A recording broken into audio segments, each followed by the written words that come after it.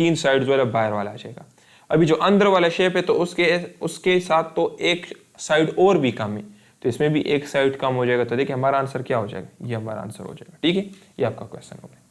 Next आपके पास क्या है, polynomial having power of dash is called linear polynomial. Linear polynomial किसे कहते हैं, जिसका पावर क्या हो, जिसका पावर हो 1। ठीक है, तो उसको हम कहेंगे लीनियर पॉलिनोमियल। डियर स्टूडेंट्स, उम्मीद करता हूं कि आप सब खैरियत से होंगे and welcome to the lion forces academy YouTube channel. So dear students, आज के इस लेक्चर के अंदर हम पीएन कैडेट 2025B जो अभी इनिशियल टेस्ट उसके स्टार्ट होने वाले हैं, तो उसके ऊपर हम बात करेंगे। इस लेक्चर के अंदर हम क्या क्या पढ़ने जा रहे हैं।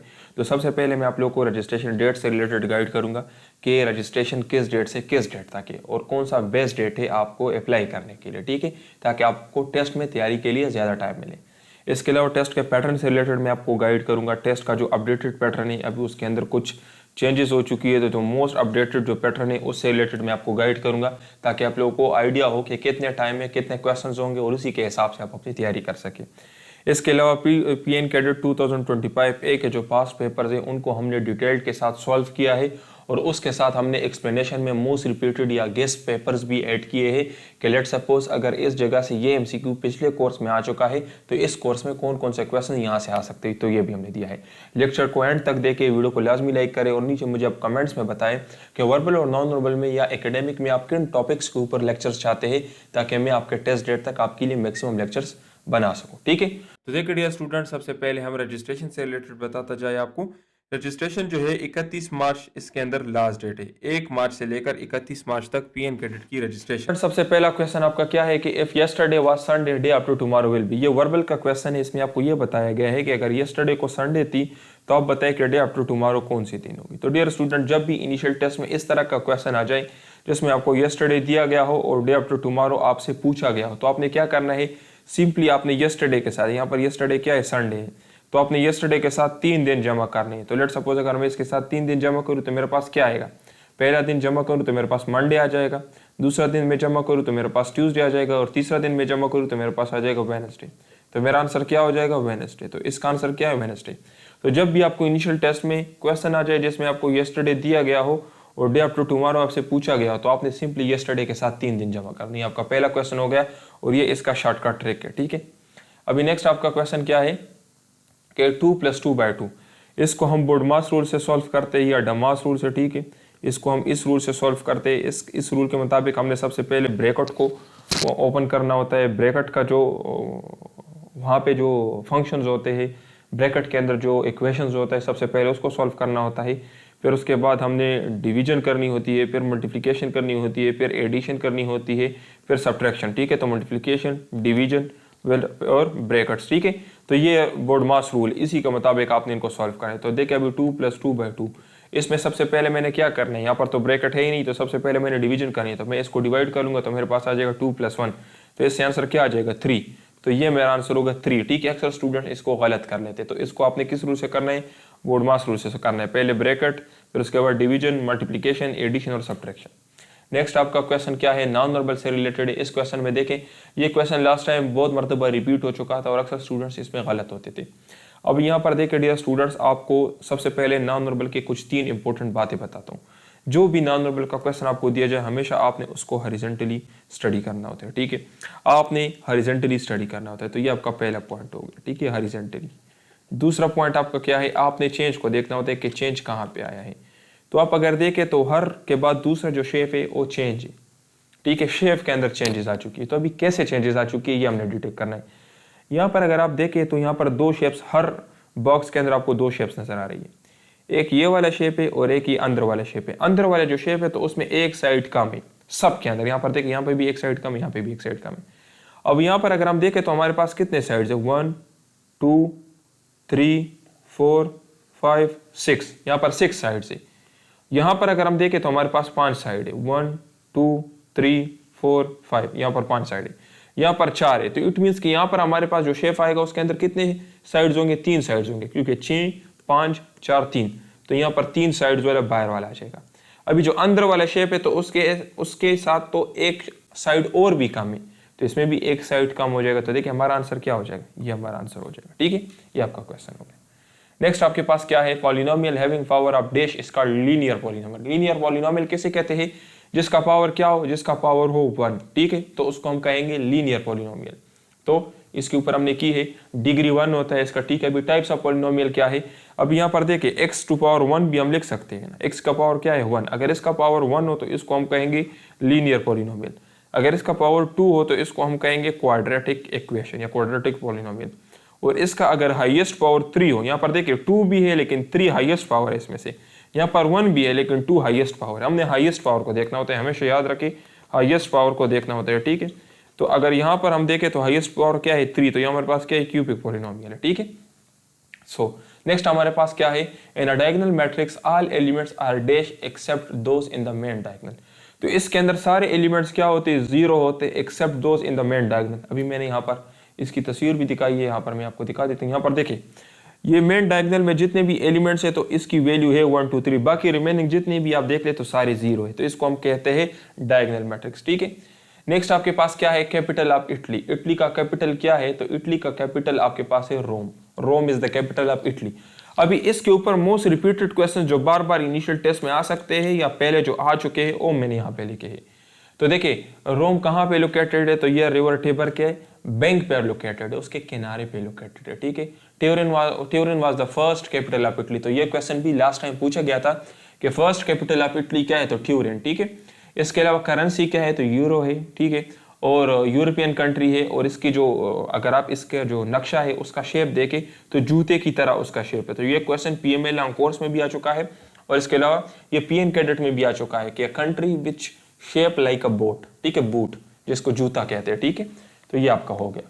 नेक्स्ट आपका क्वेश्चन क्या है, नेक्स्ट है prime minister of India who signed the Indus water treaty, सिंतास मायदे के वक्त इंडिया का प्राइम मिनिस्टर कौन था। तो देखिए यहाँ पर हमने किए सबसे पहले डेट, ये डेट काफी मरतबा पूछा गया है, डेट इसका क्या है 19 सितंबर 1960, ये सिंतास मुआहिदा हुआ था। सिंतास मुआहिदा क्या था, ये असल में पाकिस्तान और इंडिया के दरमियान रिवर्स की तकसीम का एक मुआहिदा था, ठीक है। ये किसकी मदद से हुआ था, वर्ल्ड बैंक की मदद से हुआ था, ये भी क्वेश्चन है पूछा गया है, और ये कहाँ पे हुआ था, ये कराची में हुआ था, ये भी क्वेश्चन है, ये भी पूछा गया है इनिशियल टेस्ट में। अब यहाँ पर देखें पाकिस्तान की तरफ से इसमें कौन थे, अयूब खान थे, ठीक है, ये पाकिस्तान के प्रेसिडेंट थे, और नेहरू किसकी तरफ से थे, नेहरू प्राइम मिनिस्टर थे इंडिया की तरफ से, ठीक है, तो ये थे, और ये WAB वर्ल्ड बैंक की तरफ से थे। तो अक्सर पूछा जाता है क्वेश्चन के सिंतास मुआहिदा या इंडस वाटर ट्रीटी इसमें किस ऑर्गेनाइजेशन ने हेल्प की थी, तो वर्ल्ड बैंक ने हेल्प की थी। पाकिस्तान का जो प्रेसिडेंट है वो कौन थे, तो अयूब खान थे, ये कहाँ पे हुआ था, कराची में हुआ था, और इंडिया के नेहरू थे, ठीक है, जवाहरलाल नेहरू, ठीक है। इसके अलावा वेस्टर्न रिवर्स जो है तो जिसमें इंडस, झेलम और चिनाब आ जाता है, ये पाकिस्तान को दिए गए थे, ठीक है, इस मुआहिदे के तहत।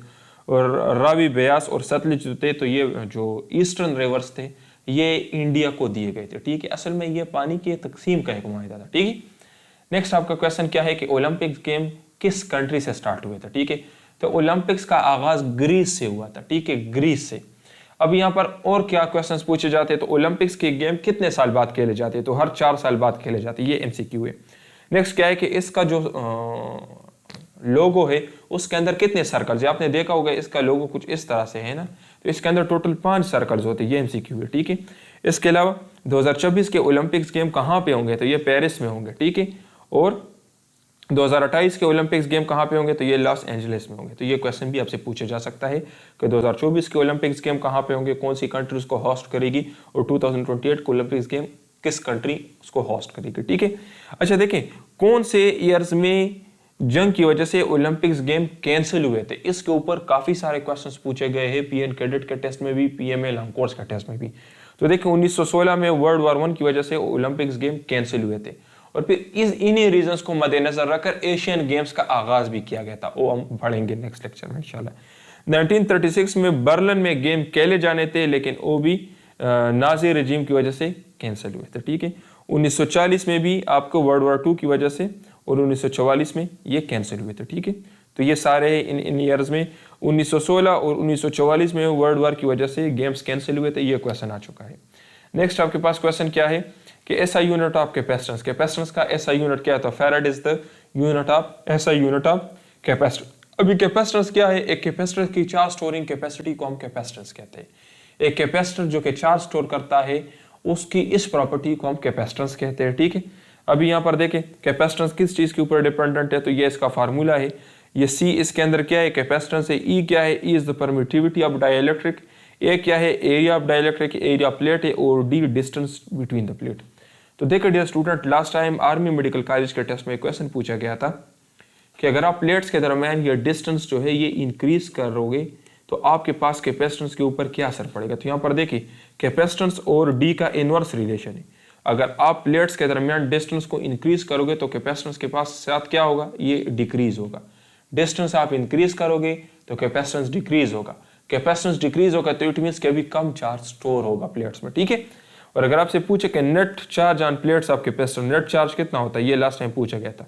Net charge on plates of capacitor, capacitor के प्लेट्स में एक पॉजिटिव प्लेट होता है, एक नेगेटिव प्लेट होता है, लेकिन अगर नेट चार्ज हम देखें तो वो जीरो होगा। क्यों? क्योंकि जितना पॉजिटिव चार्ज होगा उतना नेगेटिव चार्ज भी होगा और ये दोनों एक दूसरे को कैंसिल करेंगे। नेक्स्ट आपके पास क्वेश्चन क्या है कि ग़ज़वा बदर किस हिजरी में लड़ी गई थी। तो देखो डियर स्टूडेंट, ये डेट याद करना बहुत मुश्किल होता है स्टूडेंट्स के लिए। इसके लिए मैंने एक शॉर्टकट बनाया हुआ है। आप लोगों ने ये वर्ड्स याद करने, BURKHKMT, बर्क कैम्प्ट, ठीक है। ये वर्ड आपने याद करना है। इस वर्ड की मदद से सारे डेट्स आप याद कर सकते हो। अभी बी क्या है, यू क्या है, ये अभी हम याद बताता हूँ। देखिए बी से आपके पास आएगा बदर, ठीक है। यू से आएगा उहुद, आर से आएगा रजी, के से आएगा खंदक, हुदैबिया, खैबर, हुनैन, मौता और तबूक। अभी देखे आप हर वर्ड के ऊपर लिखते जाए 2, 3, 4, 5, ठीक है। आपके पास 6, 7, ये आपके पास 8, ये आपके पास 9। तो देखें ये किस तरह आसानी से हम इसको कवर कर सकते हैं। ये वर्ड आपको याद हो तो आपके लिए डेट्स याद करना आसान होगा। और यहाँ से आपके टेस्ट में एक क्वेश्चन लाजमी आएगा, यहाँ से एक क्वेश्चन लाजमी पूछे जाते हैं, ठीक है। तो अगर आप हमारे नोट्स को बाय करना चाहते हैं तो नोट्स की 5,800 फीस है। और अगर आप कोर्सेज को ज्वाइन करना चाहते हैं तो उसकी 15,000 फीस है ऑनलाइन क्लासेस की। इसके अंदर हम आपको क्या देंगे, इसके अंदर वर्बल की 13 टाइप्स होंगी, नॉन वर्बल के सारे नोट्स होंगे, इसके अलावा कंप्लीट एकेडमिक होगा, पास्ट पेपर्स होंगे हर सेंटर के, और सेलेक्टेड नोट्स होंगे आपके सेंटर के हिसाब से, और टीचर सपोर्ट मिलेगा। अगर नोट्स में किसी चीज़ की समझ नहीं आती तो आप टीचर से पूछ सकते हैं, वो आपको गाइड करेगा। ये हमारा नंबर है। अगर आप हमारे नोट्स बाय करना चाहते हैं या हमारे कोर्सेज को बाय करना चाहते हैं तो इस नंबर पर रब्ता करके आप लोग ज्वाइन कर सकते हैं।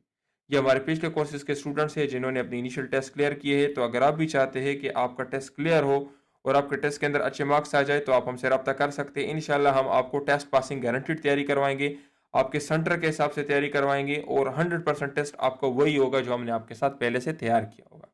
सो और भी बहुत सारे स्टूडेंट्स हैं, ये आप देख सकते हैं। सो अगर आप भी चाहते हैं कि आपका टेस्ट क्लियर हो तो आप हमसे रब्ता कर सकते हैं। ये हमारा कॉन्टैक्ट नंबर है। अपना बहुत ख्याल रखिए। वस्सलाम।